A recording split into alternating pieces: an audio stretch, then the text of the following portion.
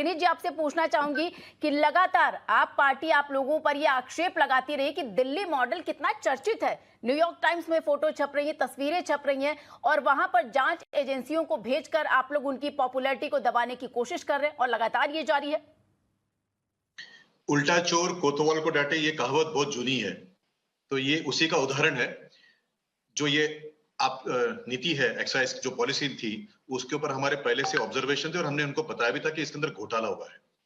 जिस तरह से इक्विटेबल डिस्ट्रीब्यूशन ऑफ लीकर को लेकर उन्होंने पीपीटी किया था और जो शराब के ठेके थे उनका नंबर बढ़ाया था, जो ड्राई डे थे उनको कम किया था, टाइम को बढ़ाया था, और जिस तरह से युवकों को धकेलने की कोशिश उन्होंने की थी शराब के अंदर, और जहां शराब की दुकान नहीं खुल सकती है, बैंड एरिया है, डीपी में अनअप्रूव्ड एरिया है, वहां पे भी उन्होंने ठेकों को लाइसेंस दिए थे।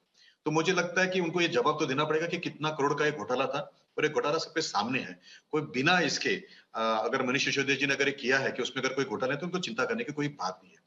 मैं आपको कुछ मुद्दे बताता हूँ। मैन्युफैक्चरिंग कंपनी को कभी ठेका नहीं दिया जाता है। उन्होंने वो रूल को चेंज किया और मैन्युफैक्चरिंग कंपनी डायरेक्टली मार्केट करेगी। नंबर 2, कार्टेल बना के एक ही कार्टेल को ये ठेका दिया गया। सही, एक और बात मैं आपको बताना चाहूंगा कि अगर लीकर में कोई दिक्कत आई तो उसकी जो कंप्लेंट करनी है, उसके जांच जो करेगी, वो डिपार्टमेंट न करते वो डिस्ट्रीब्यूटर करेगा। यानी जो खुद शराब खराब बेचेगा वही अपनी जांच करेगा। ऐसा भी उन्होंने किया था। ब्लैक लिस्टेड कंपनियों को ठेका देना और 144 करोड़ रुपए का सीधा सीधा आरोप है। अर्नेस्ट मनी जो है उसको वापस देना, इस तरह के घोटाले उन्होंने किए हैं। और आप जो बार बार न्यूयॉर्क टाइम्स की बात करें, न्यूयॉर्क टाइम्स के ऊपर मैंने कई बार लिखा हुआ है कि उन्होंने जो बातें बताई थी गलत थी।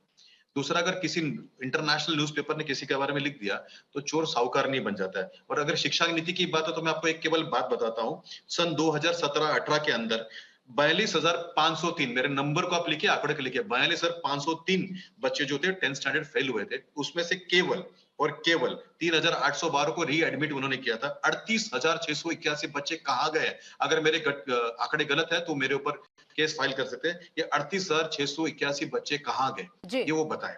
12वीं के उसी समय उसी साल में 10,566 10,566 बच्चे फेल हुए। उसमें से केवल 943 को उन्होंने रीएडमिट किया।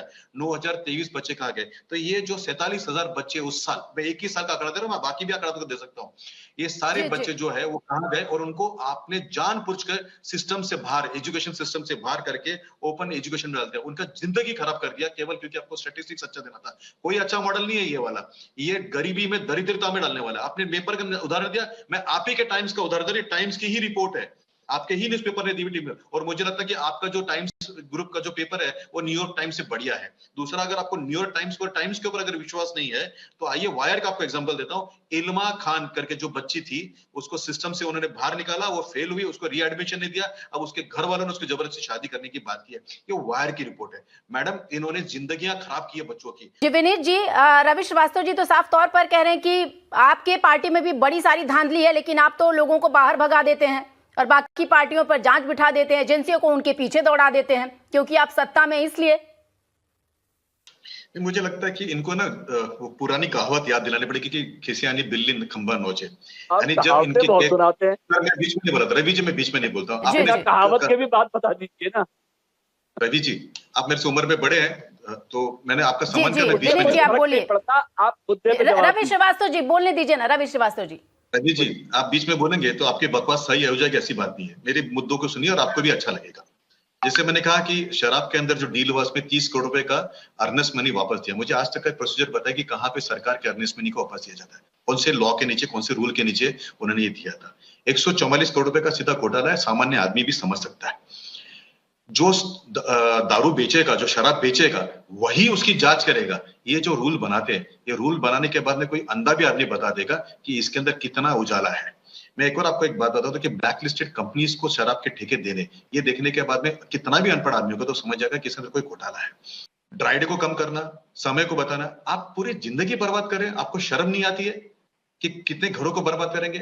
आपने अगर देखा होगा तो 2015 से लेकर 2022 का अगर आपने डेटा लिया तो दिल्ली के अंदर कितने लोग शराब पी के उनके एक्सीडेंट्स हुए होंगे या उनकी बीमारियां हुई होंगी, उनके घर में जो है मतभेद होने के कारण घर उनके जो है टूटे होंगे।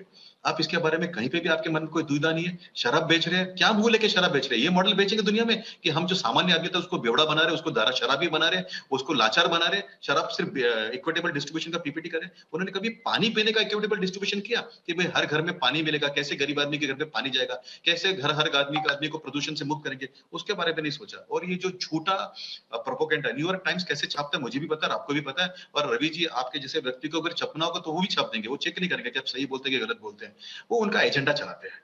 तो मैं आपको क्लियर बताता हूँ कि जो आपने एजुकेशन टाइम्स का बताया, मुझे जरा जवाब दीजिए 2017-18 में क्या 42,503 छात्राएं गर्ल स्टूडेंट्स ये सिस्टम में फेल हुई थी क्या? और 38,691 मैं आपको स्पेसिफिक नंबर दे रहा हूँ 38,691 38,691 लड़कियों को दोबारा अपनी एडमिशन लिया। क्या होगा इन बच्चियों का?